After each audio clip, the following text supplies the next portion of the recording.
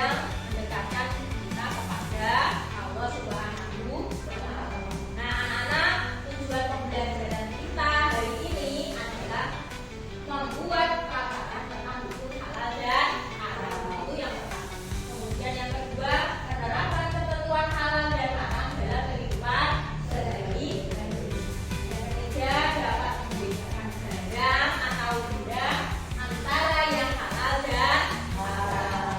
Anak, mari kita mulai dengan sebuah pertanyaan untuk mengukur pemahaman kalian tentang hukum halal dan haram. Apa yang kalian ketahui tentang apa itu halal dan haram dalam Islam? Dapatkah kalian memberikan contoh makanan, pekerjaan atau aktivitas yang halal dan haram menurut ajaran Islam?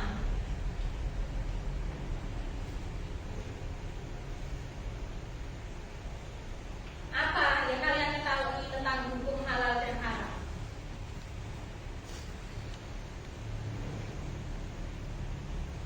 Halal itu apa?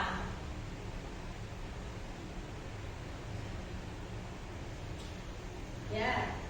Itu diperbolehkan dalam Islam, kadang-kadang tidak diperbolehkan dalam Islam. Contohnya, makanan yang halal, Buah-buahan, buah-buahan. Kalau hewan, berarti yang halal apa? Hewan yang disembelih dengan syariat Islam. Kemudian yang haram berarti daging babi yang jelas dilarang oleh agama Islam, yang dilarang oleh Al-Quran. Anak-anak, sekarang mari kita diskusikan pengalaman pribadi kalian terkait makanan halal dan haram. Setiap hari kita dihadapkan pada berbagai pilihan makanan.